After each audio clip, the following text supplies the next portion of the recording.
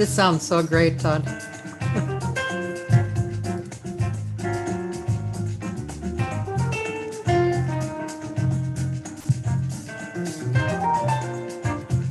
That's the great Teo Lima on drumsy.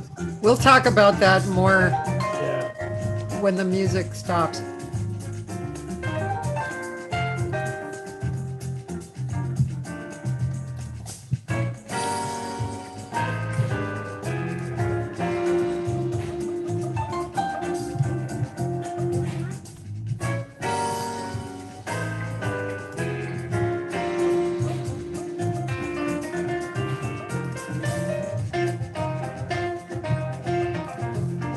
Woo!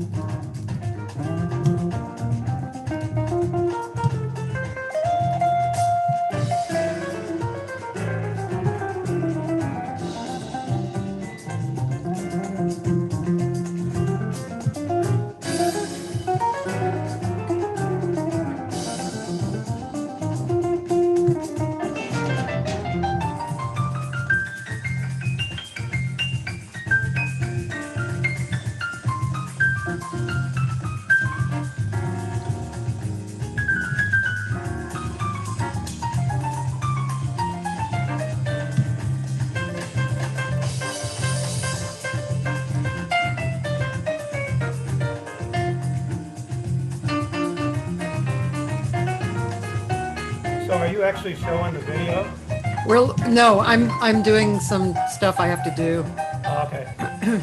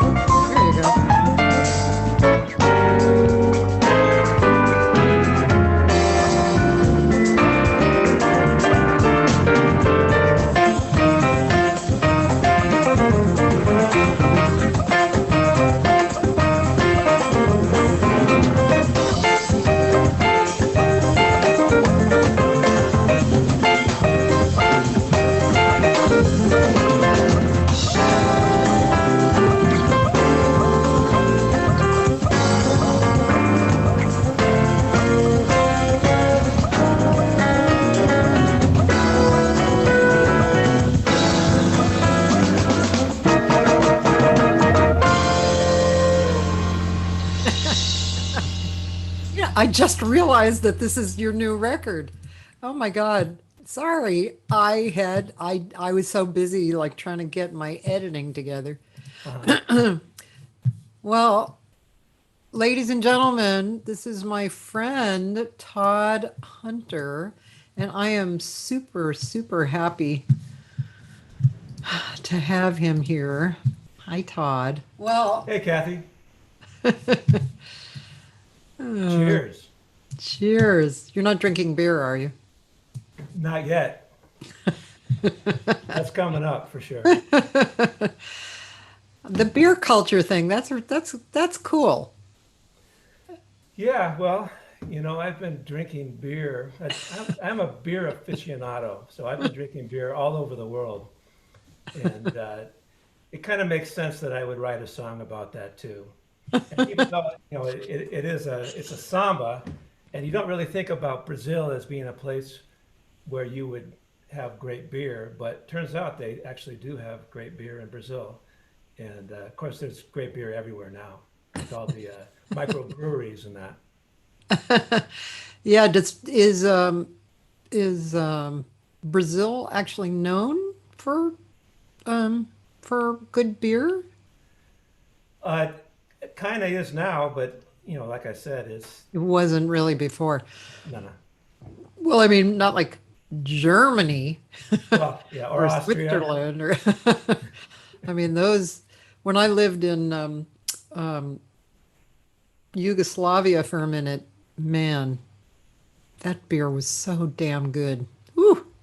Or Czechoslovakia. And there's a beer called Budvar, and it's from Czechoslovakia, and it's actually the original recipe for Budweiser. Oh, interesting. It was called Budvar, it still is, and Budweiser, I guess, licensed it, and then they turned it into what they have. But I prefer the Budvar. Between you and me. I know the same kind of beer, like the Pilsner. When I remember, oh, the Pilsner was so great. You might have to move a little closer to the mic, To or the the mic. mic moved to you, something. Yeah.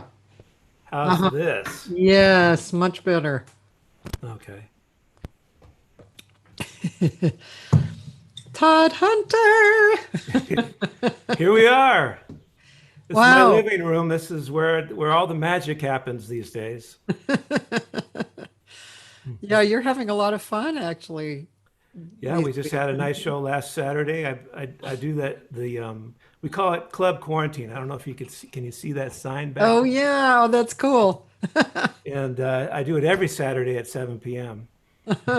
And the idea behind it is first of all just to play some music, right? Yeah, Because venues have closed down, so yeah. you need to find your own way. And Hmm. so I started doing this right here on this piano and in my living room, and we call it Club Quarantine. And I take requests. I play whatever you want to hear, and some of my own stuff too. And definitely I'll be drinking a beer every time. Yeah. Well, and I just have to say, I'm sorry for the noise in the background, but as some of you know, I'm getting my kitchen redone, and although we try and stay away from too noisy while I'm on the show, today is a day when it will be somewhat noisy. Yeah, Club Quarantine, and what are the T-shirts that you said you're selling that are doing so well? Well, it has the logo. Club Quarantine. We created a logo. It's got some cocktails on it. It says Club Quarantine, You and should show us that. Do you have one handy? I'll have to get it later. I got to go find it. I'll have to get up, go in my closet. Yeah, You know, I that would have been smart to actually have one ready to show, but well, that's okay. We'll play some music at some point, and then you can, you can go get that. great. I Yeah, actually did buy a shirt last week, but it had nothing to do with Club Quarantine. But I do want to get one of your shirts. But yeah, Paul Krybek was wearing it, and much to my amusement, he and his wife and me and my husband are all Perry Mason fanatics. So the Oh, the T-shirt said, "I'd rather be watching Perry Mason," because we do. We watch Perry Mason like every day, are you except talking about the new version, or are you talking yeah, about the the old? original. Yeah. Yeah, yeah, I love that one, the old one. The new one, I saw the first episode, the pilot, I guess, and it Oh, was it's interesting, it's but a it's lot not. different. It's It's yeah, it's different. And the it's old just one is just so the acting and the directing, it's just really good, isn't it? It's great. yeah, and plus the theme song is awesome. Oh yeah, the music. I love the judges too. Yes, yes. Actually, you know what? I'm going to have to do. There's a certain segment of my show where I do guess the theme song for the Oh, TV shows, that's and cool. so I do a few songs and then people guess what it is. And I'm gonna have to do Perry Mason because that's definitely a good one. So hopefully nobody's watching. I'm gonna be doing it. That's gonna go. I think I gave it away already. So oh I well. think so too. Dan is usually watching, so and I know Yeah, he watches you too, so we'll yeah. see. Well, yeah. Dan also guesses a lot of the shows too. He knows because many of the shows that I play the theme songs for, they're from the 70s, 60s. They're like cartoons I used to watch when I was a kid and stuff like that. So you know, he knows a few of those. I'm not sure if your camera or my camera is doing something, but you're blinking on and off sometimes. Oh, Do you have an external camera? I do have one. Uh Do oh, you see it blinking on and off? I do. I don't know why that is. Let's see. Should I stop the video and start it again? You could, or you could unplug your camera and plug it back in. But we can just wait too and see if it gets crazy. Okay. I'll have to call my tech guy in here. Okay. So Todd Hunter and I are friends. We've done a bunch of gigs together. He worked for me at a jazz series that I was curating downtown. And just it's great to see him play. It's he and his band. It's there's a quality that is really beautiful. I've told you this already, but try not to blush when I'm talking about you. But it's a really beautiful quality. I think the first time I saw you, I was thinking of Bill Evans because Oh, wow. there was a gentleness in it, even though it was exciting. It was everything, but there was this kind of quality, this centered quality that you have that's really great. And I love your playing. I love your compositions and your overall perception of your music. It's really wonderful. Well, thanks. Yeah, I definitely did a lot of listening to Bill Evans, and that's due to my dad, who was a great piano player, Bill Hunter. And he turned me on to it was Bill Evans, Art Tatum, Errol Garner. This was like my mixtape as I was growing up. First it was records, and then he made me a tape because he got this new cassette recorder, Nakamichi cassette recorder, and made me a mixtape, and it had that. And then he added uh, George Benson on there to like kind of bring me in because I was listening to pop music as well. And so yeah, so I had this great mixtape of these. Oh, it was Victor Feldman too. He turned me on to Oh, Victor Feldman. hmm. And so that was my introduction. Besides listening to him, because we had jam sessions at the house all the time. But my introduction to recorded music was this mixtape that he put together for me, and then it you know took off from there. And I remember talking to you about this. You were, you did you tell me that you didn't, either you didn't read music or you didn't study? What? I can't remember the story. You'll have to tell me the story of how you came up again. Well, no, I actually my dad put me into a school. It was at San Diego State, and it was a program that they had for kids, and so I did that, and I was learning the songs, little songs, and I was learning a little bit about theory. but my teachers would get mad at me because I wouldn't play the songs exactly the way that it was written. And so, we'd come to the recital time and they'd be all excited, they get me up there and I'd sit down and I would change the song, like right on the spot. And the teacher said, "No, Todd, that's not how it goes." And I said, "I know, but that's how it goes now." So right out, I guess I wasn't disciplined enough to like follow the rules when I was a kid. And I'm sure that kind of carried on throughout the rest of my career. I learned how to follow some rules, but for the most part, I think outside the box usually, and that's kind of how everything plays out. I can just imagine you as a kid, man, at that point. You must have been really cute.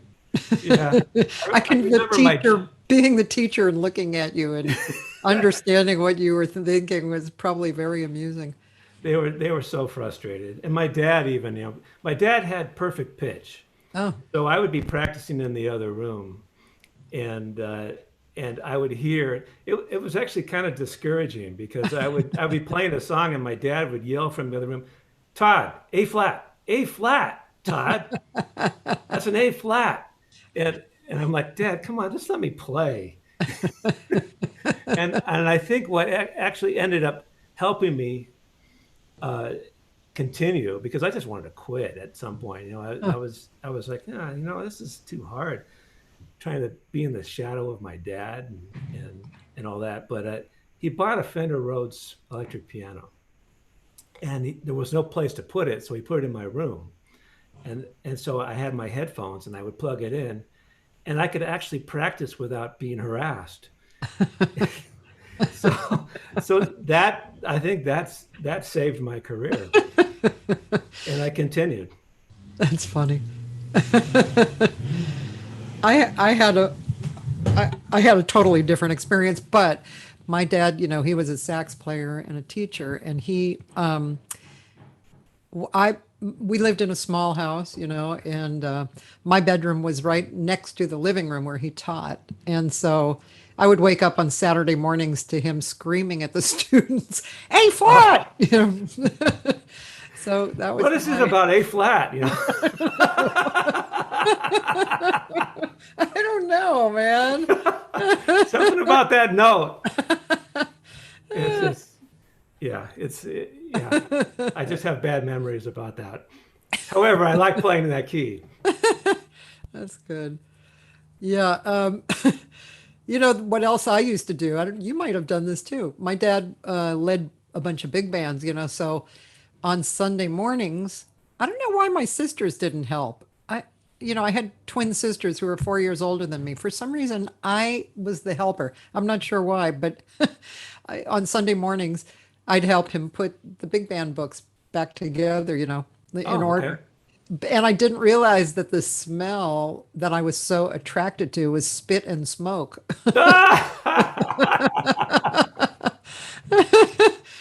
But later I realized that's what the smell was. It was like, oh, I love that smell. What is that smell? That probably and man cologne and all that kind of stuff. Yeah, definitely. Yeah, you'll find some smells on that music.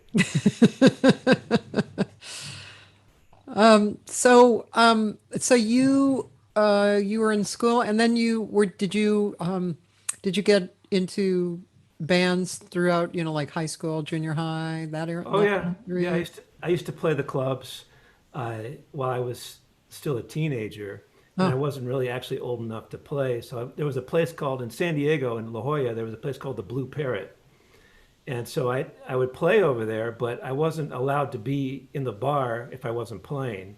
So they made me sit in the kitchen during the breaks. oh, that was the best because then you could eat.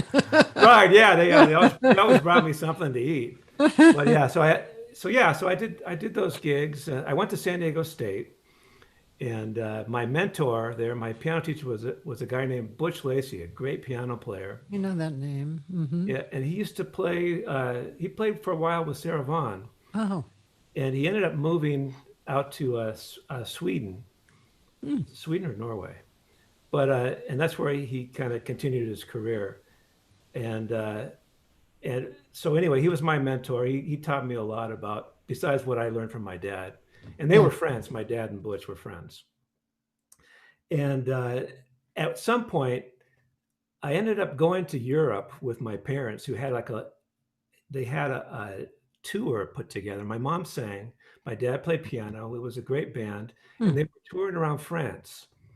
And at the end of the tour, I didn't want to go home just yet, so I decided to go to. At that time, it was the Montreux Jazz Festival, and so I decided to rent a car, and I went with my mom, who was wanted to go there too, and we drove up to Switzerland, and we went to the Montreux Jazz Festival. And it turns out we knew the tour manager for Herbie Hancock, so we got backstage tickets to the Montreux Jazz Festival, and I get introduced to Herbie Hancock, Oh. and he's looking at me, and he goes, "So, what's your story?" And I said, "Well, I'm a piano player. I live in San Diego, and I like to play jazz. I love listening to you." And so he said, "So okay, so you're a jazz piano player and you live in San Diego." I said, "Yeah." He said, "Would you like my opinion about that?" And I said, "Oh, yes, Mr. Hancock." And he says, "Well, I think you should try New York because that's where you're really going to see." At that time, it was in the '80s. Yeah. That's where you're going to really see uh, what you can do, and you're going to meet a lot of great players. I know there's good players in San Diego, but you're going to meet a lot of the forefront players, and you're going to see all the people that you probably listen to on recordings as well. So I said, "Thank you, Mr. Hancock," and we went back out and we listened to the show. It was VSOP 2. It was Oh. with but that was with Wynton Marsalis and Branford, and Tony Williams was playing drums, and Ron Carter was on bass. Great concert. I go home 6 months later. I'm living in New York. I dropped out of school. And I moved to New York, and I lived in Brooklyn for a while, and then I ended up in Queens. And so but a big part of the '80s was me actually being in New York and going to the Village Vanguard, and actually not even I had no money. So a lot of times I would just stand out in the street in front of the Village Vanguard, especially on Monday nights when Mel Lewis's big band was playing, because I loved that band. And so I would stand outside of the door at the Village Vanguard and listen, and like people would open the door and I could hear a little bit better. And after a while of doing that, Max Gordon, the owner of the place, he started to recognize me. It's like, there's that kid again. He's standing out there. He started just letting me go and sit at the bar for free. It cost $12. I didn't have it. I didn't have to buy a drink either. They had me drink water. So yeah, Max was a sweetheart, and he would let me in. So I would show up almost every Monday night to go hear that band. That's really nice. Yeah, that's really nice. Kind of paying it forward, you know. Uh, Yeah, I think so. You know what? It's funny the Herbie Hancock story. yeah. Years later, in fact, it was last year. It was last year or the year before, or something like that. A singer who I had produced, she's from the Philippines, Kate Toralba, really great singer. She has this knack for meeting everybody. So she knows someone who knows Herbie Hancock, and she says to the guy, "So can I meet Herbie Hancock someday?" And the guy goes, "Well, yeah, let me call him." So he calls him right there, and Herbie says, "Bring her over." So they go over there, and as she's on the way over there, she calls me up and she says, "Todd, what do I do? I'm going to Herbie Hancock's house." And I said, "Well, you better be ready to play something and sing."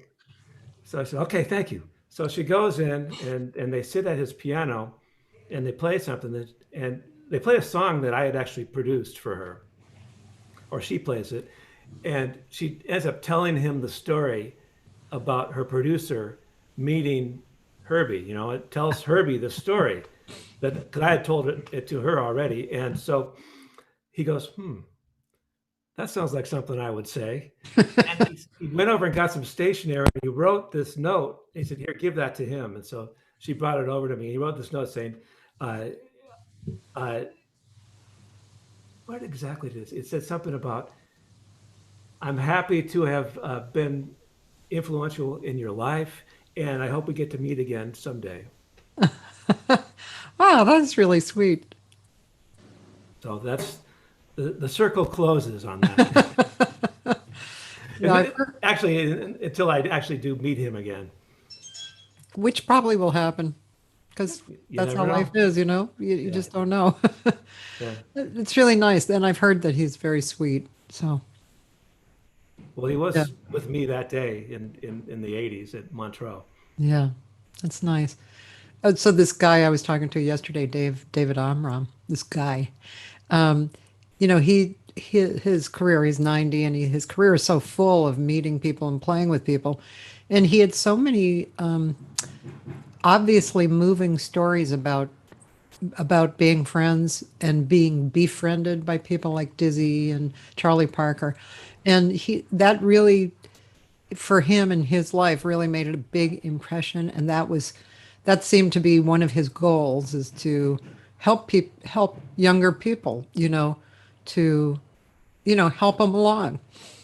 And that was a really nice thing to hear. And of course, we all hear that, we all have people who mean something to us or help us along the way and who we help too. But I think that just makes me feel really good. Yeah, It, it's important to reach out yeah, and do what you can. Just kind of continue the community, keep the community going because that's what we are really. We're musicians, we're a community. We need to help each other and push each other along and be there for each other. I think it's really important. yeah. Um, Tell us about your latest record because it's quite a story and it's so exciting and that music was great. In fact, is that the only one that we can hear or is Right there? now, fortunately, because uh, as I was getting ready to release this album, then the pandemic hit, and then suddenly I didn't have a job, and that has an impact in how you end up paying for promotion and all the stuff like you know manufacturing your CDs, and even though people don't really use CDs anymore, but you still Not have to very make them. much. Yeah, I mean, it's nice to have a few hundred anyway. Right. So yeah. So I haven't actually been able to release the whole album yet, and I'm still waiting to put that out. But I did release the song, and and this whole project is was done in Brazil, was done in Rio de Janeiro, and I guess I should probably say that I've traveled all over the world. I've done a lot of traveling. I'm a touring musician. My main gig for the past 16, 17 years has been with Dionne Warwick. Hmm. And so that's why I've played so many venues. It's because I've been working with her, and she loves to go to Brazil. So much of what many tours have been down in Brazil throughout Sao Paulo, throughout the whole country. And one of my favorite places to go is Rio de Janeiro, and we always stay in Copacabana. And uh, I always look forward to those tours. There's a friend of mine, a great drummer, friend of Dion's as well. His name is Teo Lima. He's pretty much the sound of samba and bossa nova down there in Rio. He's known for the greatest grooves uh, in some of the greatest grooves in Brazil. And he was the MD for musical director for Deja Von for many years. And so over the years, traveling through, I got to know Teo, and we Hmm. became friends.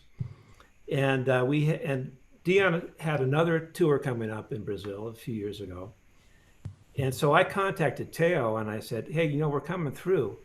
I'd love to record something with you." And he said, "Yeah, bring it on. I'll get the studio set up. We'll go in and we'll record some songs and see how it goes." So we set it up. I went early. I showed up early, and he set up the studio, which was an old studio, Studio Dos Técnicos, which was a place where Joe Beam used to record. Great old studio. And I brought in 3 songs.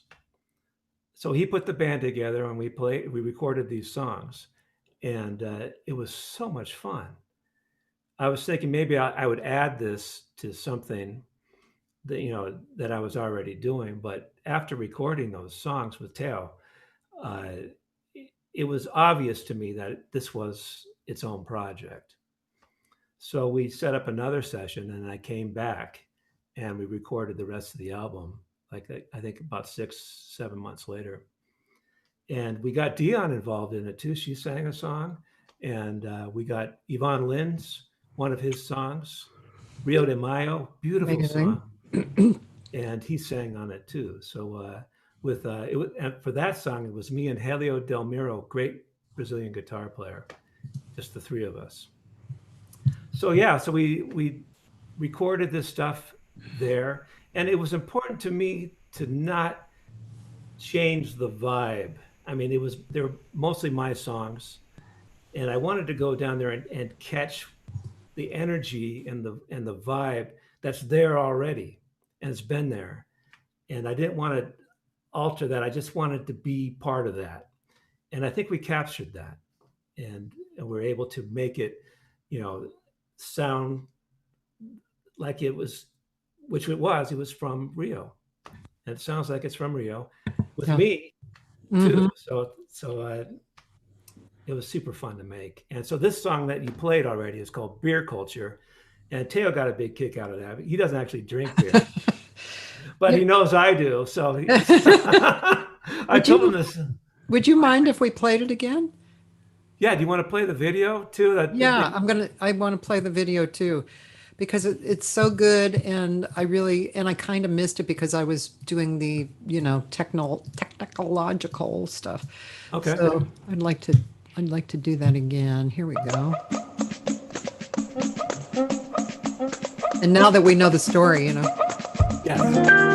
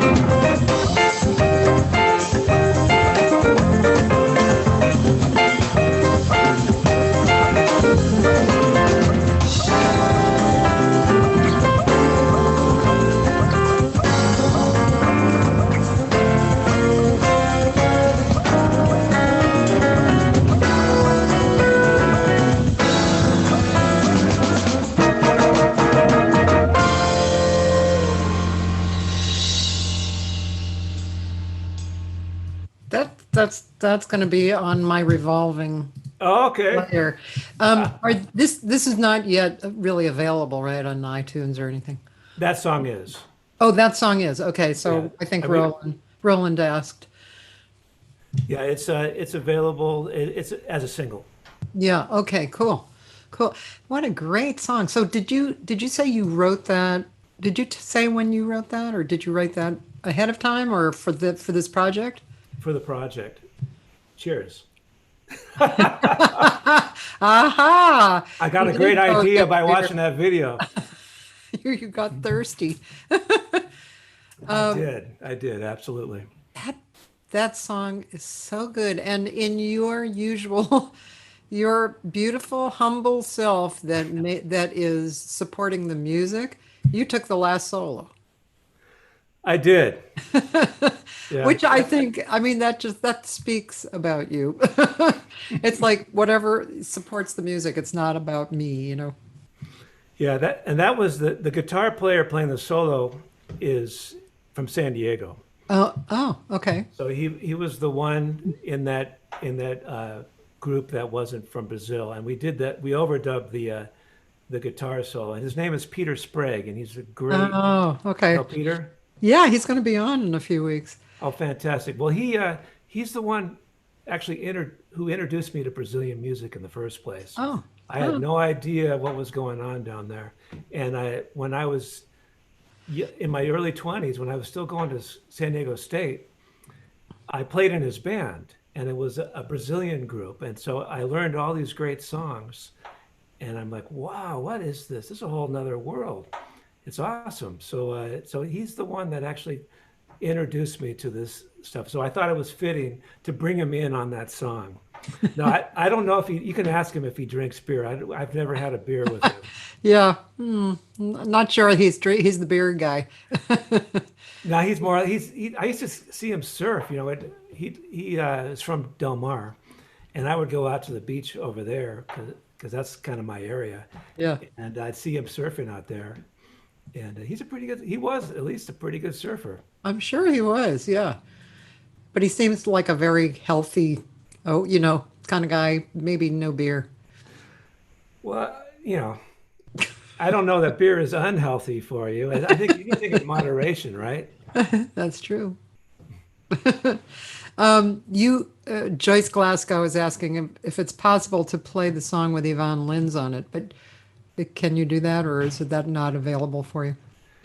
It's not available, but I'm going to figure out a way. So stay tuned on that because it's such a gorgeous song. In fact, when I suggested to him that, I asked him if he would do a song, and he said, sure. He goes, well, let's see, what song do you want to do? And I told him Rio de Mayo. And he goes, oh, yeah, you have good taste in music. So he was all on board. As a matter of fact, when we did that song, I went back again for another session because he was only available right at Carnival, not this year, the last year's Carnival. So I flew out to Rio during Carnival, and I got to see. I'd never seen Carnival in Brazil ever in my life, and so I got to experience that firsthand, and it was pretty incredible. And then so I'm there that whole week, or for a few days at least, in Rio, experiencing Carnival, and then the next Monday was the session. So the only thing I was afraid of was I was going to be like a little bit too hungover to actually go into the session, but I held it together. And Yvonne was amazing. He was so generous, and and he wanted it all to go great. So he did a few takes. He got the ones that he wanted, and he got the take that he wanted, and it came out so beautiful. And Helio Del Miro, I don't know if you know him, the No. guitar player. He Look for him, Helio Del Miro. He is incredible. He's like an icon in Brazil, one of the great guitar players from down there. Hmm. Are you hip to Paula Samaso? No. Yeah, you have to check her out. Dan has checks in on her YouTubes every day. She's a singer, and she's constantly making these quarantine, little concerts at her house with everybody, all the people you love. Oh, okay. It's wonderful, wonderful to see. She's, what they're just they're so full of happiness and gratitude and creativity. It's a really wonderful thing to observe and listen to. Yeah, it's challenging right now, but you can't stop us. It's, we're going to Yeah. keep going. We're going to figure out a way, and we keep doing that. We keep finding ways to continue to be creative because you just can't stop creativity. It's going to happen, and it's just going to seep through the cracks. If you box it in, it's going to seep through. It's going to go over the edge. You just can't stop it. It's so true. I mean, it's become so obvious, especially during this time, that music it is totally our lives. It's not like you can have life really without music. Nobody does. I, You know? I, yeah, I can't stop it. It's going on in my head all the time anyway. I think I have a little bit of OCD, but because there's always some kind of melody going on in my head, and so I have to get it out.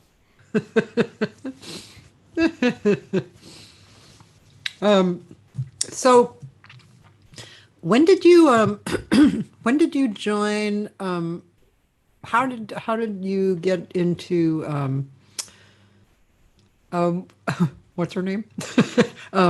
You're talking about the Dion. legendary Dionne Sorry. Warwick. Yeah, how did you get into working with Dion? It was word of mouth, which is typical, for in the music business. People suggest people, and so the guys in the band they were looking for a keyboard player, and so my name came up, and I went to an audition, and it was funny, as I met the musical director, and they had keyboards set up, which I didn't know how to use, and they had all the score there, and so they said, "All right." They started counting off the songs, and I had to play them, and I guess I got to it enough where I got the gig, but but did I get the gig? I wasn't sure because they said they had a tour in Asia, and I ended up calling the management company because I hadn't seen any tickets. I didn't hear anything about a rehearsal, and so I called up the management company and I said, "Yeah, my name's Todd Hunter, and I've been hired to play for Dionne Warwick." And they said, "Who?" Oh, geez. And so apparently some things got crossed, and I didn't actually have the gig. So I figured, okay, all Oh. right. So I don't have the gig. All right. So I move on and I do whatever I'm doing. I do all my other gigs, and I get this call a few months later, and it's Dion, and she says, "Hi Todd, this is Dionne Warwick," and I said, "Yes, I recognize your voice." And she said, "Well, would you like to come and play a show with us? It's in a week." And I said, "Well, yes." So then she said, "Okay, so meet with the musical director, and then I'll see you on the gig." So I go and I'm thinking I'm going to do a rehearsal, and all we did was like we listened to a few of the songs, and she said, "Okay, watch out for this part here on the chart," and then she gave it to me, and they said, "Okay, I'll see you there." So I show up to the gig, and I hadn't really done any rehearsal at all. I show up, have the music, I play it through, and I guess I didn't mess up too bad because I got hired for the next one, and and all the other ones after that. So that was really uh, Wow. that was my real audition was the gig, Yeah.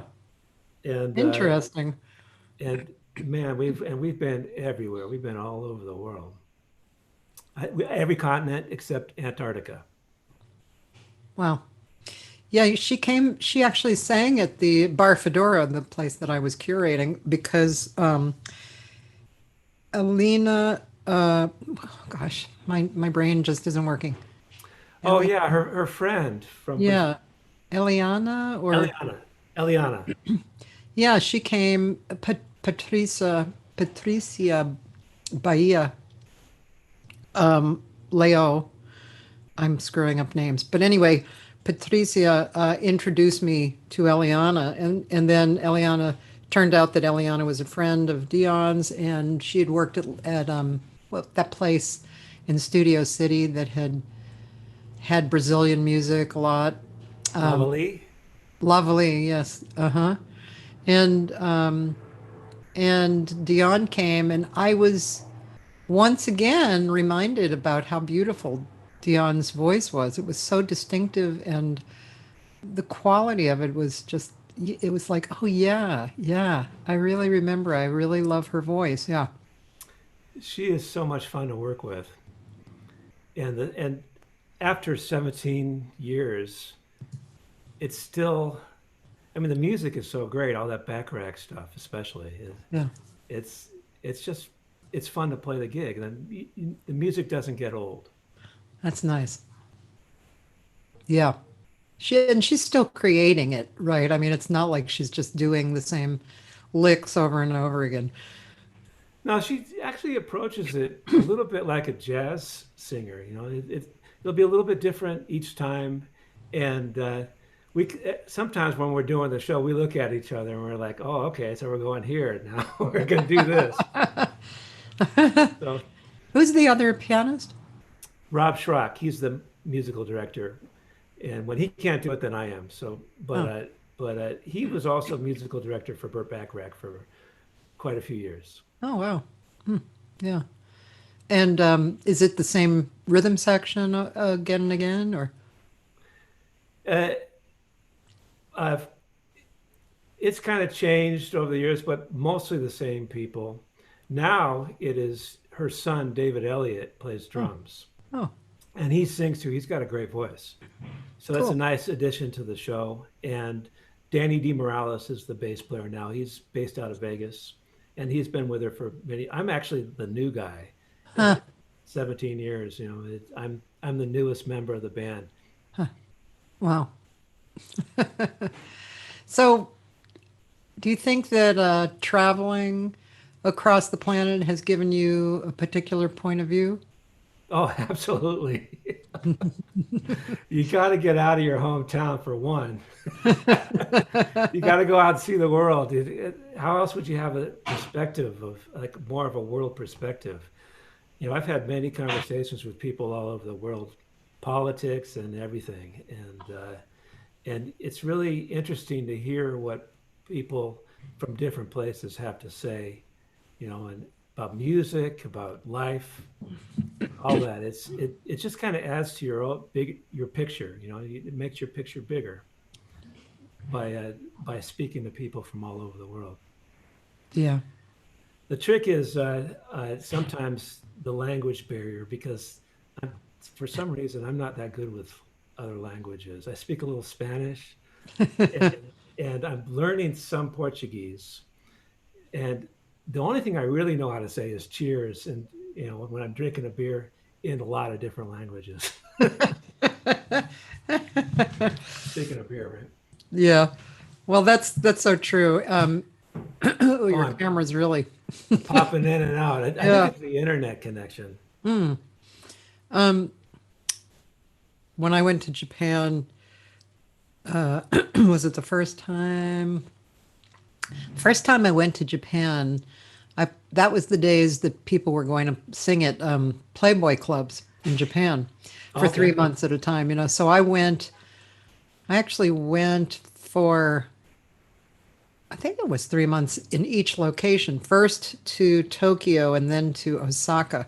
And what I learned was like there was this one time I went.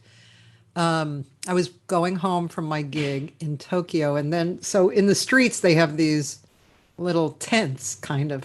You go inside the tent, and there's like two benches, and the guy cooking in the middle, very Oh tiny. yeah, yeah. So I Speak went in English. there, yeah, and there were these three guys who were together, and none of us spoke the same language.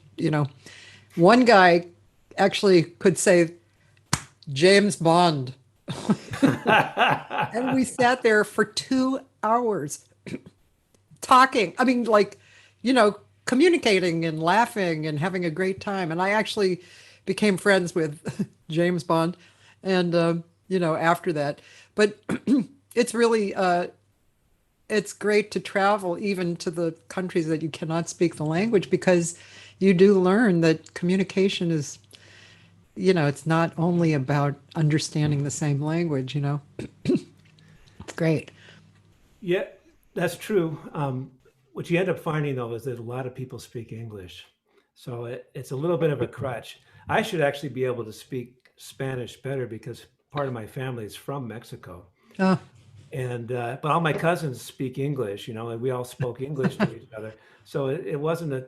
My mom speaks really good Spanish, actually, but it wasn't for me.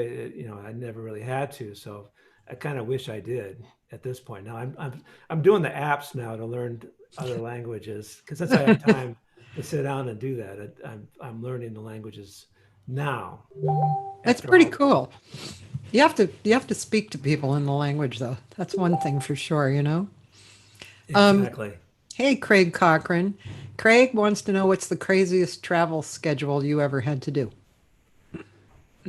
Oh, um, well, definitely one-nighters, and those of you who know about doing one-nighters, where you play the show, then you get on the bus and you drive to the next place.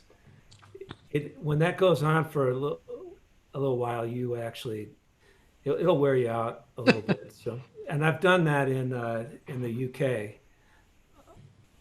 other places too, I think. But yeah, when you have to like play a show, get on the bus, go travel that night, you sleep on the bus. Usually, hopefully, you got a sleeper bus, and then you get to the next place. You have you wake up, you have breakfast at the venue, and you go out and do sound check, and then you hang out for a little bit, do the show, then you get on the bus and you go to the next place. So I don't usually look forward these days. I don't have that same kind of energy. Back in the old days, I could do that all day long, every day. But nowadays, no, I don't have the energy to do. I've matured. I was talking to Paul Krybick last week on this, and he was with Ray Charles for a number of years. Boy, man, they had some hairy touring schedules. One time, apparently Ray had his own plane, small plane, and so one time, and they were due to land, perform, get back on the plane, and go to the next gig, right? uh, And the plane crashed. And so it Not was, while they were on it. yeah, it While was, they were on it, it crashed. yes, it was I think it was at the airport or near the airport, but it crashed. And so they couldn't get back on it, and nobody was hurt, but it was, he said he and one of the guys usually played like checkers or something in this one spot, and that night they didn't, and that's exactly where the wing tore off. So if they had been there, they might have been hurt. Anyway, and then they had to go and find a place to stay overnight. And the first place they came to, they opened the door and two rats came out.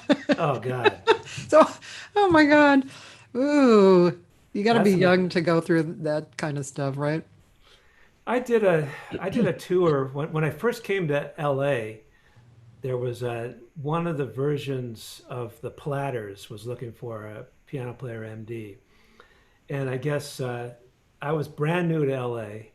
It was in the '90s, early '90s, and I guess many of the piano player MDs had already passed on that gig.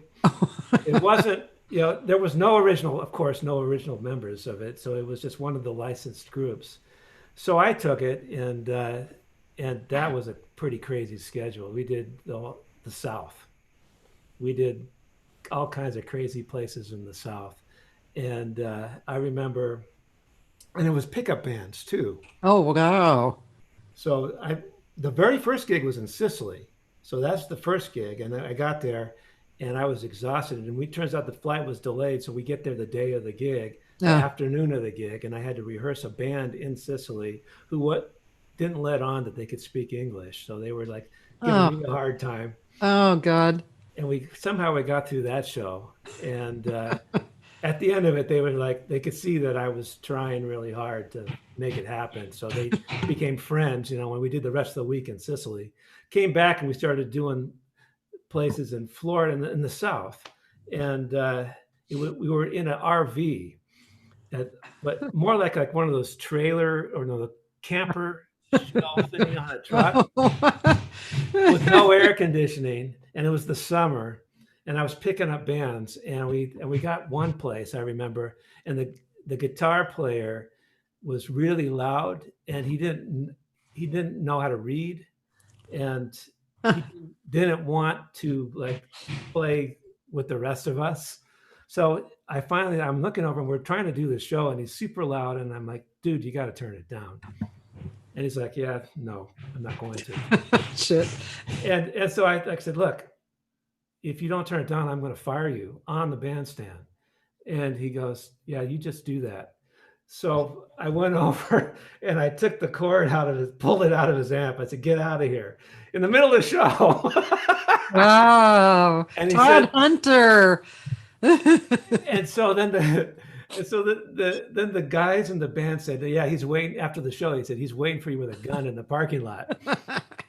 And I was like, oh well, you better shoot straight. I went out there and he wasn't there. So that was the end of that story. God. Yeah, that could have been a story like in the history books. That would have been the end of my story. But I survived that one as well. That's good though, that I've been in situations like that. It's very annoying. It's very annoying when somebody has the ego that, is not necessary to or not desired, to be part of the band. Well, especially when you have pickup bands all across the country, Yeah. you're going to find it. I mean, a lot of the players were great guys, and I stayed friends with them. But you get all kinds. You never know what you're going to get, so it keeps it interesting. That's for sure. Tanya Grubbs, I don't know if you know her. She's a really good singer. She's from the East Coast. She's just curious what's the most requested tune that Dion's audience wanted to hear. Most requested song. Uh, I'll Never Fall in Love Again or well, yeah. There's so many great ones. Say a little prayer. I say a little prayer. That's one people want to hear. That's what friends are for. And we usually end the show with that song. Oh. Walk on by. Oh yeah. I Uh, just have to say, I remember when I was in high school, I have this memory. I don't know why this particular memory sticks with me, and I don't think about it often, but now that we're talking about it, I remember walking down the street in a neighborhood, not my neighborhood, a neighborhood near a school, and singing Dionne Warwick songs. That was a really big part of my age group's history. yeah. Well, they're they're different songs for one. Bert always did something a little bit different. Yeah. He kept it interesting, but the melodies they stick in your head too. So, and not in a bad way. They're great melodies. So you're cutting out a little bit, Kathy. Well, I keep turning off my microphone so you don't hear the hammering. So like right now I'll turn it off Okay, okay. Technology. and then I'm coming back. So yeah, I'm just trying to be kind to the listeners.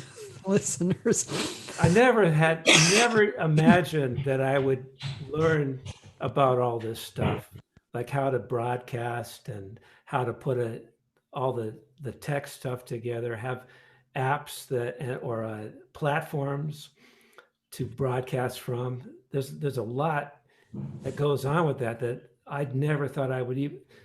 I'm usually not into the details, so it's funny that now I've been learning about all this stuff, and there's a lot to learn. That's for sure. Yeah, and you actually helped me get part of this together, the restream, and Yeah, yeah, and it's nice to have a tech person in the house. My son, he's 21, William, and he's my tech guy. So when whenever I fall, I have a problem, I can't challenge, I can't figure out. I say, "Hey, William," he goes, "Yeah, Dad, I'll help you with that. I'll fix it for you." And he's very patient with me. 'Cause, I think both of us we're old school, so you and me, Kathy. So it takes a minute to like get your head around some of this stuff. Now I can sit down and play the piano all day. That's no yeah, big deal. yeah. But getting around on the computer, my William actually built a computer so that I could broadcast better, and it's been very helpful. Yeah, that's amazing. Kind of makes me want to do it. Well, you can always call William. Yeah. Let's see. So, while you were on the road, while you've been on the road for all those years, have you done other gigs, or has that really taken up a lot of your most of your year? I missed all of that. Your voice got kind of funny in Oh, there. okay. See, Let me say it again. I yes, moved a please. little further away. Sorry about Um, that. and I also went like, blah, blah, blah. So I was asking over these years that you've been working with Dion, did you do other jobs, other gigs, or were you kind of pretty much there and that's it? I know you worked your own jobs, right? Yeah, yeah, pretty much. I was first call, was Dion's whenever she had a show because she always had really great shows. And but when I wasn't doing her show, I'd push more of my stuff, trio, quartet, whatever. I like playing trios these days. In fact, I have an album that I released called Eat, Drink, Play, and that's all trio stuff on that album. I love So I would that. get thanks. Yeah, yeah, it was a really fun project. That's with Steve Haas on drums and Dave Robert on bass, and Aaron Serfati played drums as well on half of the songs. So uh, so I would do that. I also play solo piano. I had a gig over at the Chop House and the Parkway Grill in Pasadena, and so I would play there solo piano, and that kind of got me going with the taking requests thing, which I do now every Saturday, with my club quarantine. So yeah, that is That also inspired Dan DeVilla to back you up, right, for a solo album. right, which is another one I need to release as well. Yeah, yeah, God, in fact, I probably should release that one first now because I'm developing my solo piano audience, yeah, and that, yeah. and that that was a great album. We did that over at Tally Sherwood's place at uh, what's the name of his studio? Um, Tritone, Tritone, Tally Sherwood's Tritone. Tritone Studio. Yeah, hmm, Great piano there, yeah, and beautiful. we recorded like 11 solo piano songs, and then Barbara Morrison came in and sang. Uh, what is the song she did? Uh, I guess I'll hang my tears out to dry, Mm. and that whole thing came out so I don't think beautiful. I've heard that one. I've heard a bunch of the cuts, but I don't think I heard that one. I'll have to play that for you. I got Yeah. to. So Dan, we got to release this album. We got to figure out a way. Maybe we'll just do this online and see how it goes. But yeah, yeah. So I forgot what I was talking about now. Um, well, we Yeah, kind of yeah. morphed. We talked about you doing, personal gigs, and then you got into the Chop House and that, your solo gigs, and then I said, "Oh yeah," and that was where Dan Right. first got the idea to back you up on the Which solo. yeah, thanks to Dan. Boy, he's really been a supporter of live music and of projects. And Dan Davila, he's, wow, what a great guy. He said, contact me. I'm not sure why. Well, Oh, because of that. Yeah. yeah, Sorry. I think I'm missing some synapse today. It that's seems like, okay. anyway, Maybe you should pour yourself a beer. It's always helped me. maybe I should actually. Yeah. Um, I wanted to ask you, oh, well, actually, Toby said, let's take another listen. Can we listen to something Yeah. from your side? Let me set it up. It's this would be uh, from the Eat Drink Play album, and it's called Snake in the Bottle. And I so if you go into Todd's playlist, Now I'm here. Oh, go into my playlist okay. and look at Todd's videos, and you'll find Snake in the Bottle. And let me Okay. just say before you play it, Yeah. let me talk about it for the. Yeah. Let me stop it somehow. Okay. And you can see to the right, there's Oh, Snake in the yeah. Bottle. All Okay. right. So anyway, Sorry. Hold on. Sorry. Okay. All right. I'm getting my shit together. Okay. but yes, we are on the forefront of music producer, television producer people. Here, Okay. I'm gonna do this. Yeah. Okay. So this song came from a tequila. So now I had a song about beer. Now you're starting to see a pattern here. This one is a tequila, and I was in Mexico, which I go down to Mexico quite a bit. Growing up in San Diego, it's right there. The border's right there. So I'm at a bar, and it's a bar that I frequent. I've been to many times, and it's called Hotel La Fonda, the bar in Hotel La Fonda. And the owner, his name is Dimitri. So I'm sitting at his bar one day, and Dimitri says, "Hey Todd, I've got this tequila that I don't sell in my bar, but I give to my friends. Would you like to try it? It's in my office." And I said, "Well, absolutely. Why wouldn't I?" And he goes, "Well, come on."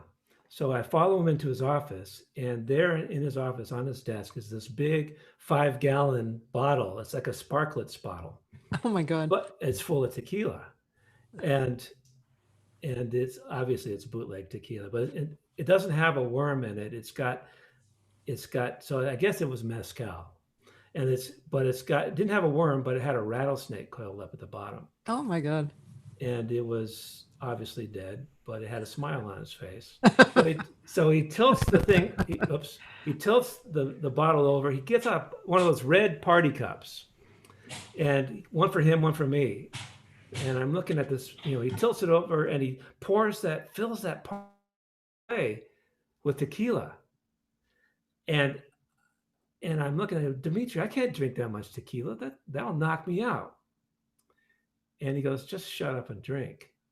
So salute, and I start sipping it, and it was so smooth, it was like water. And I couldn't believe how great it tasted. Before I knew it, I had drank the whole glass, the whole cup of tequila. And this is the middle of the day. And next thing I knew, I was on the floor of his office. I was lying on the floor of his office. And then I'm out, right? I wake up and it's nighttime. And I'm on the steps of a Mayan temple next to a sacrificial altar on a cliff over the ocean, and I'm looking up at the stars Are you alone? by myself. Wow. And the first thing I think is, wow, I don't have a hangover. That's awesome. That's the first thing. And then the second thing I think of is that was really great tequila. I've got to write a song about this. And so I did. And so the name of the song is Snake in the Bottle. And so here we go. Now, I made this video myself. So a lot of my videos are like homemade. So don't laugh too much. That other one wasn't homemade though, right? That was a friend of mine in Sao Paulo made that That was video a nice video. using clips from some of the shows that I did. down That there. was nice. Very nice video. Okay, here we go. And I'm going to make it big. Full screen. Come on. Oh, sorry. Oh, you got to catch the intro. Okay.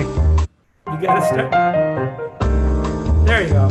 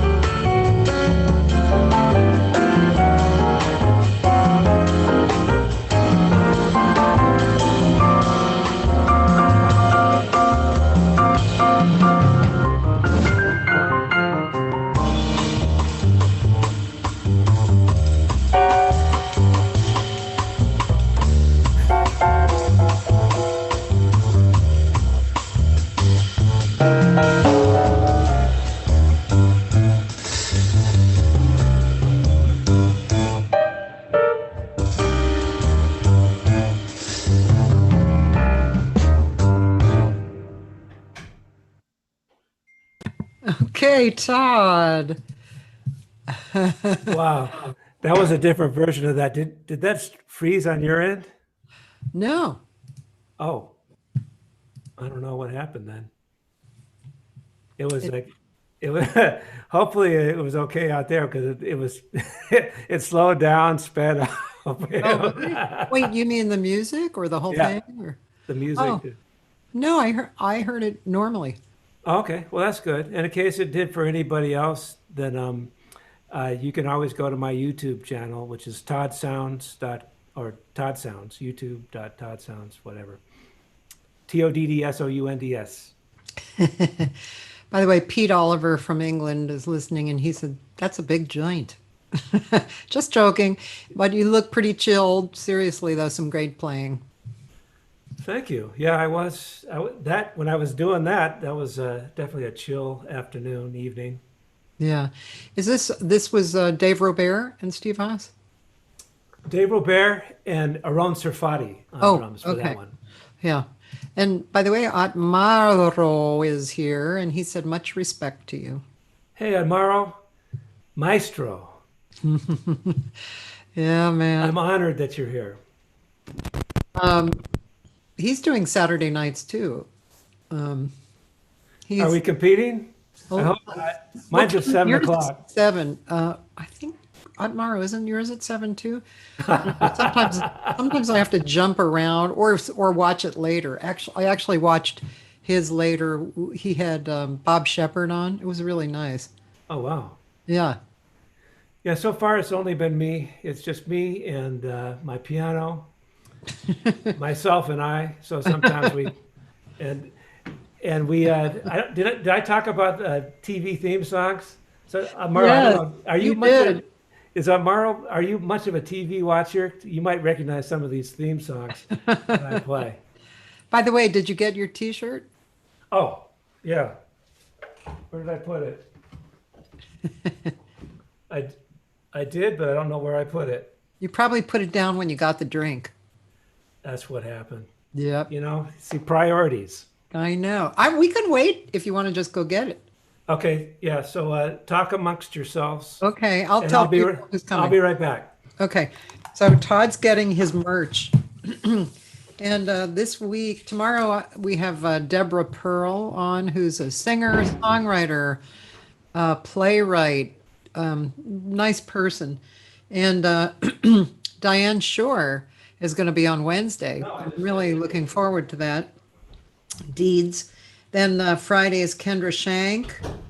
Saturday is Victor Orlando. He's a conga All player right. with a lot of So big people. merchandise. And Bill Goodwin ends on Sunday for us. Merch. Here's the coolest T-shirt ever. Club Quarantine. I love that. I'm definitely getting one. It's cool. Yes, and you can get it on Bandcamp, Oh, which is do you do Bandcamp? yeah. Yeah, it's a great service. I have my CDs there. You can buy the CDs or you can just download the music there, and you can buy the T-shirts. I have other T-shirts as well. I have things like shot glasses, so fun stuff. Shot glasses with Club Quarantine on them. No, that's coming next. I'm going to have some masks too with, let's say, Club Quarantine with a little beer mug. But I have from my last album, which is Eat Drink Play. I have shot glasses. They're more like highball glasses actually. And what else do I have? It's all Bandcamp, so it's toddhunter.bandcamp.com, Yeah. and that's the way you can get to that stuff. So it's super cool. Let me do that because I've never done that with anyone, but I'd like to see that. So,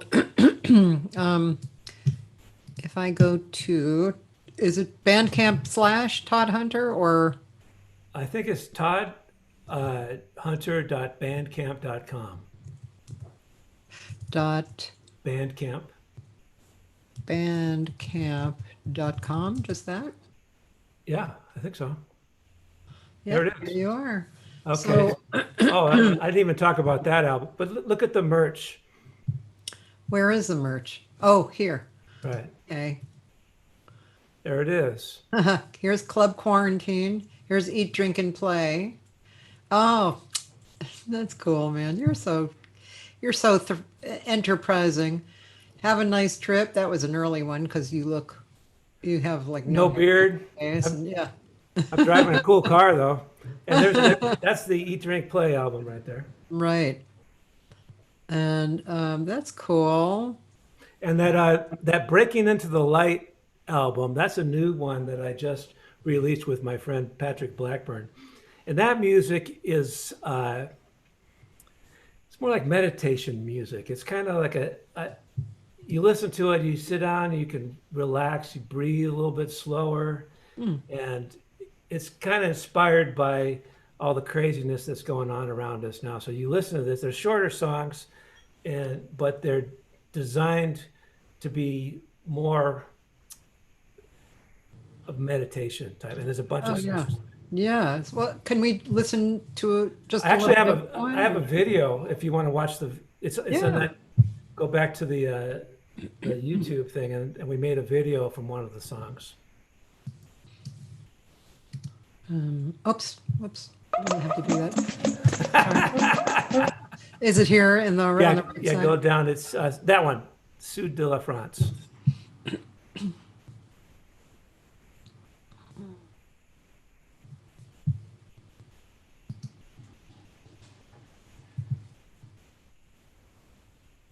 This is a little more artsy.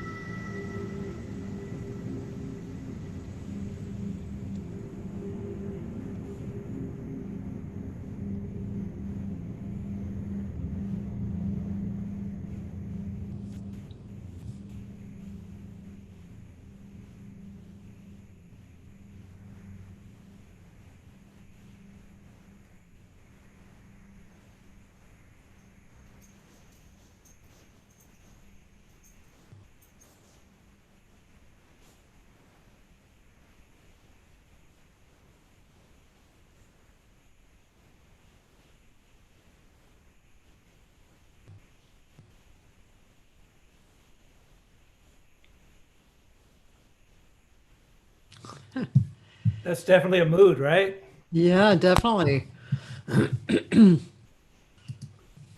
definitely.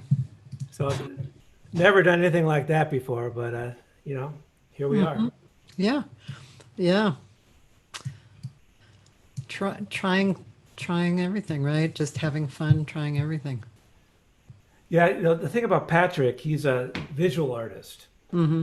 and what he ends up doing is a lot of installations where he does the visual stuff, and he has soundscapes that go on behind it. And he asked me, he said, "Can you play piano with a soundscape and see what we come up with?" And this is just before the quarantine started happening. Yeah. So we started recording this stuff, and I was doing that residency in Vegas with Dion, and he lives in Vegas. Oh, yeah. So we started recording it, and next thing I know, I had to go. It was everything was over, and I had to go back home. Mm. But we had just finished all that, Oh, so there you have it. So it turned out to be something that was. I actually listen to this stuff almost every day. Just I sit down and I breathe and I kind of use it as a meditation, and it's yeah. been working really nice. All the songs are like that. They're nice like that. Beautiful. Yeah, that's lovely. Um, Hi, Evan Pitson. Nice to see you here. Suzanne Pitson's son. Ah, Yeah. Um, Tomorrow apparently is 6 to 7:30, but he said, what did he say? Oh no, not competing. You are giving info. I am receiving info. oh, come on, come on. Oh man, Yeah. Um, I love listening to you play Amaro. It's just always awesome. You're amazing. he is. He's really, yeah, beautiful. There's this song that I've been working on of his, and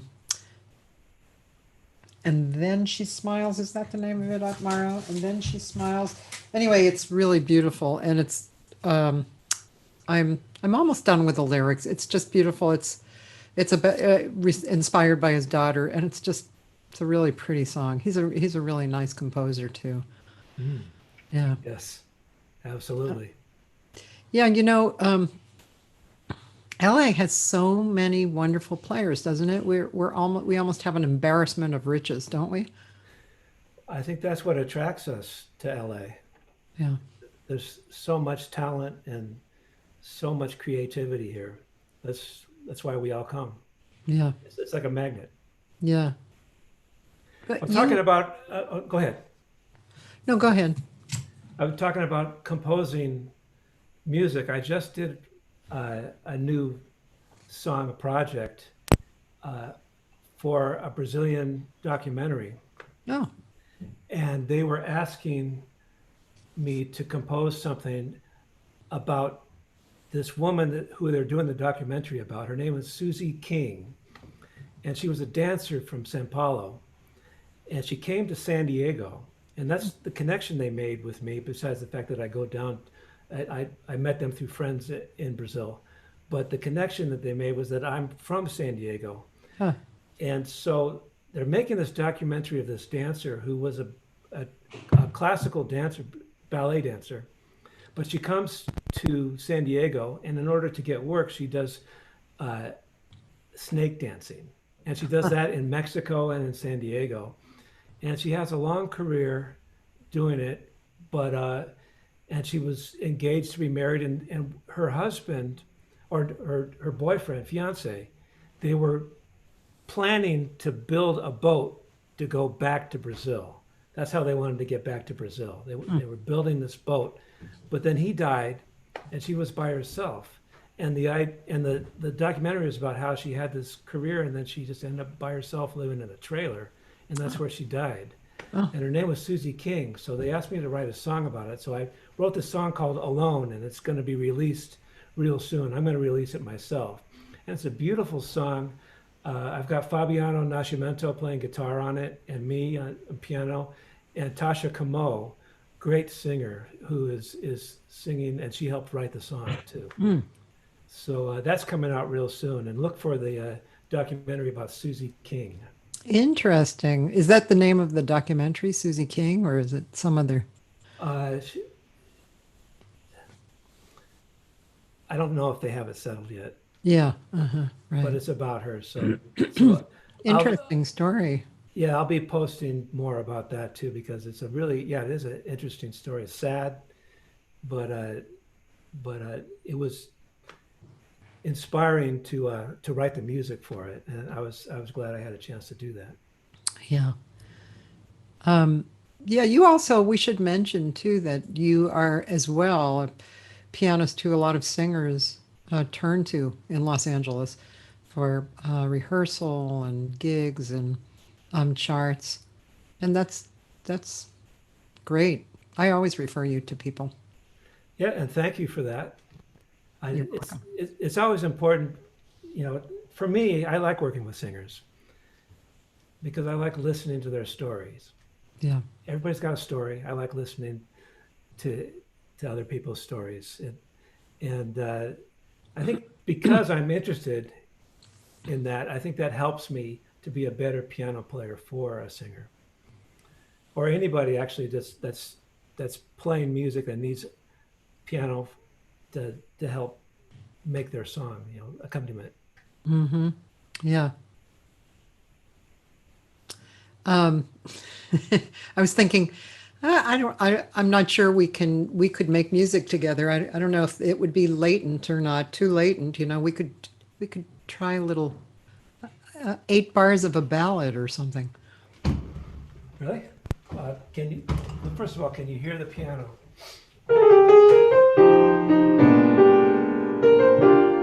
Sounds beautiful.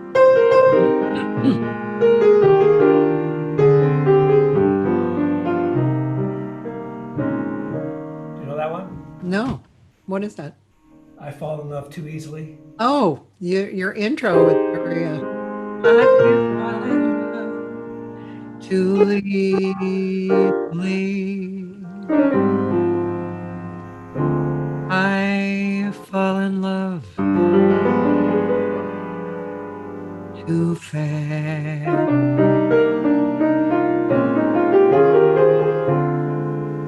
I fall in love too terribly high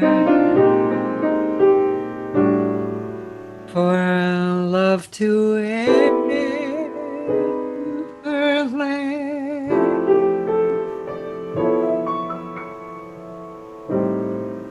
My heart should be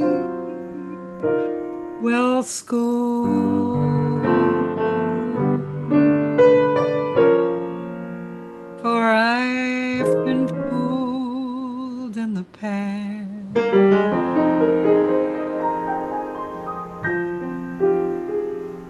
I fall in love too easily.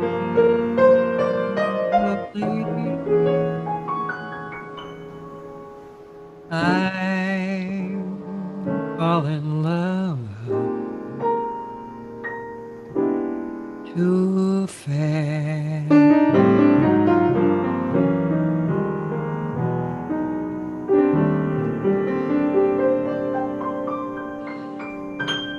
Did that work? Yeah, it worked for me. It worked for definitely I worked for felt a little me. rusty, but it felt good to like, I oh, love that song. That's a great that, song. that's a beautiful song. I Is that Rogers and Hart? I can't remember. can't remember either. Somebody's ask ask Morrow. I bet he knows. or Dan. He's or Cecily. Cecily always knows. Cecily Gardner. He Okay. knows everything. Hmm. Wow, that was sweet. I still have to get out my garage band. I'm going to be going down to 3 days a week in a week or two because I want to. I just want my days to be a little more filled with music things, practicing, and also I'm going to do like little bucket list things. Like I'm going to go to the beach a little bit more, and I'm going to go adventuring. I'm going to get in the car and I'm going to drive to an area that I've always gone. I wonder what's over there. And I'm going to go look. So It used to be in the old days. We didn't know like first of all, we didn't have the apps so that we could have directions to wherever we were going. So So we true. kind of had to like get lost a lot of the times in order to figure out how to get somewhere. And just the process of getting lost was actually kind of fun for me. You know, I would find new places to be that I never would have thought of. Yeah, I have had a fascination with that for a long time. I'm not sure. I mean, I'm from Boston, right? And I spent my college years in Boston, and so I still have this desire to when I drive by certain houses or apartments, especially the old areas, I have this desire to see what's inside. I remember one time I was in Spain, and those people live in these ancient buildings, and walking by, I don't know about you, but I always was like, "Ah, I'd love to go in there and see how they're living. So yeah, and I actually do that sometimes. you I, do. I poke my head in places and I discover like I make whole new friends. And it's actually funny how that works. That happened to me in Scotland one time. Really? Yeah, we were doing a show in Glasgow, and I had heard. Well, through some family, they said, "Well, there's a Hunter Castle," and so I had to like find this place. My ancestors, right? I had to Yeah, find yeah. this place. So I get it. I'm there. I wake up in the morning. We have sound check at 2 o'clock. So I have the morning to find this castle. And it turns out it was like an hour away. It was in West Kilbride. So I get a taxi and the guy drives me out and we drive to this address that I get. And it's a dairy farm. It's not the castle. There's no castle. I get out and I start talking to this guy that's walking around in the dairy farm, and he says, "Oh yeah, yeah. You go down, you go find that tree, and you make a left, and then you go around, do like a semicircle, and then you go over there, and then you go for that. There's a little driveway." I'm like, "Yeah, okay. I'm just gonna go." So I tell the taxi driver, I say, "Hey, I don't know exactly where it is, but is it okay if we just like search around?" He goes, "Yeah, no problem." So we drive and we get lost again. And it turns out we're at a power plant. And it was just closed on that. It was on the weekend. So I said, I don't know what to do now. I can't find this castle. It seems like it would like stick out, but I can't find it. So I look on my phone and there's like a website for the castle and there's a phone number. So I call the phone number and I say, "Hi, my name is Todd Hunter. I'm actually part of, my ancestors were hunters that came from Scotland. So I bet you I'm part of the clan." And and so it's a woman that answered the phone, and she goes, "Oh, okay. So where are you?" I said, "I'm at the power plant." She said, "Oh, you're right nearby. Just go back where you came from. There's a little dirt driveway with two pillars on either side. Pull up that driveway." Oh my God. So I said, "Well, thank you. And who am I speaking to?" And she said, "My name is Madame Pauline. I'm the clan chief." Oh, And and I was like, "What? Well, really nice to meet you, clan chief, Madame Pauline. And thank you for the information." She says, "Go on up there and talk to so and so, and they'll let you into the castle." So I drive. We find the driveway, pull up, and there's this old mansion. It doesn't look like a castle at all. And I get out and I take some pictures. I'm like, "Yeah, I don't know. This doesn't seem right." Knock on the door. There's nobody there. Turns out this is the house that they used for Outlander for that show, oh wow. and and it was the house that they used that the people who were living in the castle would stay because the castle was too small, so they built this giant mansion to Huh. live in. The royalty, people that owned the property. So, okay, great, great. So we take pictures of this. I'm in front, and then there's like a little courtyard in the back, and I sit down. There's a little table and chair, and I sit down at it. No one's there, and I say, "Well," I asked the taxi driver to take my picture. So, so I'm sitting there, and he's taking my picture, and he goes, "Is this okay?" And he should give me the phone back. I look at it, and I go, "Yeah, but what's that in the background?" And he goes, "I don't know. It looks kind of like a castle. Is that the castle?" So then we look, and there was a castle. Oh, And so we get on the side road and this dirt road and we drive over and there's the castle. It's right behind it. And we get up there, we start taking pictures. No one's there, except for there's in the apartment, part of the castle was extended. So there's a tower and then there's a tower and then there's like a bunch of stuff behind it. And part of it was extended. And I'm walking around the place, not seeing anybody, and no one's answering. I knock on the door, and no one. And I look, and there's a door that's open in the back. So I peek in, and there's a long hallway, and there's this little old guy at the end of this hallway in a wheelchair. And I look at him, and he's looking back at me, and I wave, and he just says, "Come here, come here." So I said, "Are you sure?" And he goes, "Yeah, come on." So I walk down the hallway and I go talk to the guy. Turns out he's a friend of the family, and he's been staying there. And he used to teach a class at USC. Oh no!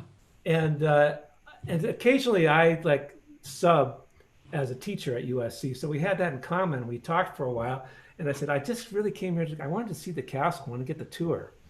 And he said, yeah, well, the so and so had left already. And he goes, but we can call her, see if she'll come back. So we get on the phone. I had to dial for him because he can't even see the thing on the numbers on his phone. I dial for him. He talks to her for a minute. He goes, okay, she's coming back. And the lady comes back and opens up the place, and I get to like walk through this whole tower castle thing of my ancestors. Wow. Take pictures, and I brought some scotch with me. So I'm sitting in like there in front of the hearth at this table in this ancient place, and I'm drinking scotch, and actually, I got pictures of that. I put it up on Facebook. That's so cool. But it's called the Hunterston Castle because the original hunter was he was the king's the royal hunter, and he was given land, and the town was called Hunterston, or Hunterstown, and the castle was Hunterston's Castle. That's so cool, man. Who has stories like that? Not many people have stories like that. That's great. Oh. And I got back in time for sound check. Was that guy American, or he was Scottish. Yeah, and so he had gone and taught at USC. He did, yes. Interesting. Wow. Nice story. Really nice story. I got a million of them. Apparently. Yeah. I don't even play a note. Almost out of beer. Uh-oh. Well, luckily we're almost at the end of 2 hours. So, anything you want to share with the listening public?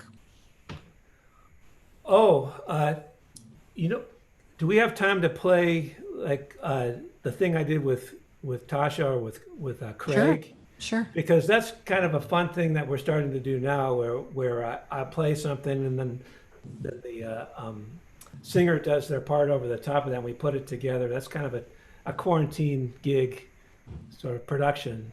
Yeah, is that on in your YouTube? Yeah, it's in that Todd's videos. Okay.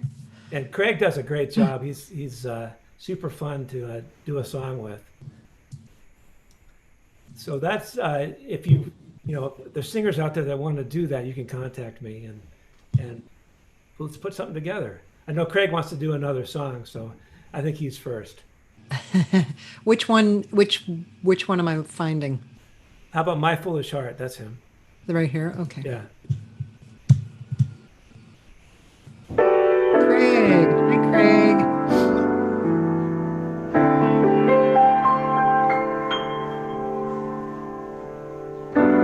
The night is like a lovely tune. Beware my foolish heart. How white the ever-constant moon. Take care, my foolish heart. There's a line between love and fascination. It's hard to see on an evening such as this.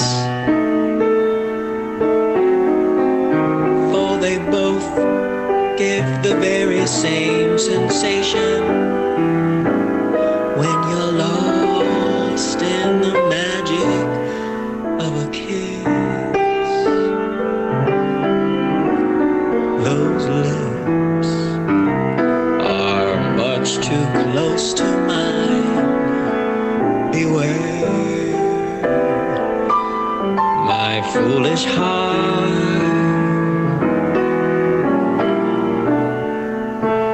But should our eager lips combine,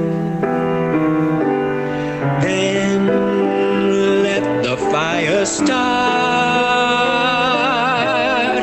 For this time, it isn't fascination or a dream that might fade and fall apart. It's love. This time it's love, my foolish heart.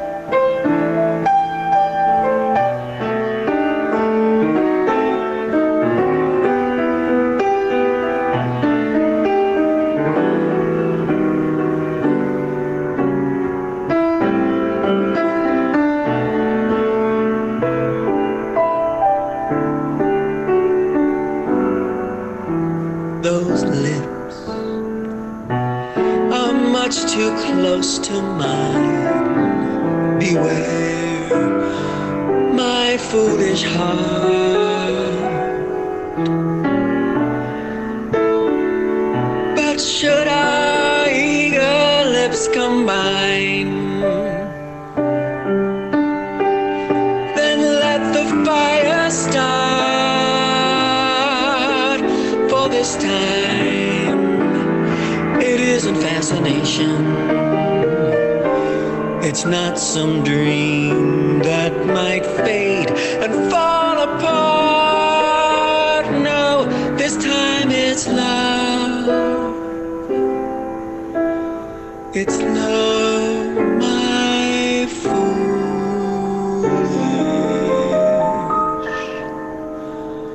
Though the scene is set for dreaming, beware my heart.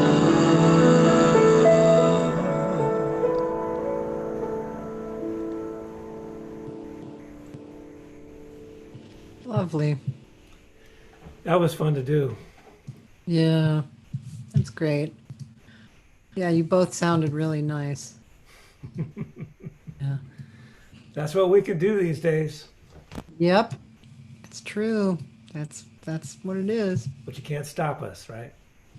We're gonna seep through the cracks. We're gonna see through. Thank you, Todd Hunter, for hanging out for a 2-hour hang. It was Super really fun. fun. Yes, it was. Yeah, I miss playing with you. It'll happen. Tanya Grubbs said, "Would you be interested in doing a collaboration with a bassist and vocalist?" And they are really good. Her husband is a great bass player, and she's a great singer. They're from Pennsylvania. Absolutely. Bring it on. Okay, there you go, Tanya. All right, Todd Hunter, love you a lot. And just want to say tomorrow is Deborah Pearl. She's going to be here, and she's a singer, songwriter, playwright. She has a real interesting history, and she's a really nice person, great to talk to. So that's tomorrow. And then Wednesday is Diane Shore. Awesome. I'm gonna Yeah. definitely tune in for that. Can I plug something really fast? Okay. It's after, it's after your show. Okay. It's tomorrow. So when you're done watching the show with Cathy, Yeah. flip over to my Facebook page or my YouTube channel, which they're both Todd Sounds, and you'll see me playing a 9-foot grand conservatory grand piano over Piano Concepts. I'm going to be doing a live show tomorrow at 2 o'clock. Cool. Wonderful. So Okay. it'll be an hour. I'll be playing tunes and enjoying this great piano. Nice. You piano players are so lucky, man. Yeah, I just have me to play with, which is like,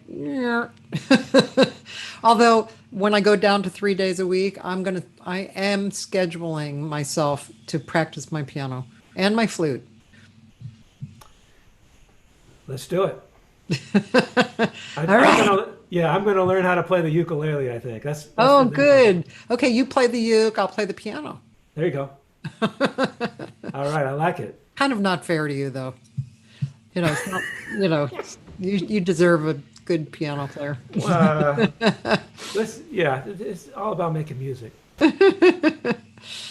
Okay, Todd Hunter, have a great day. Enjoy another beer, and I'm going to go see how the kitchen is coming along.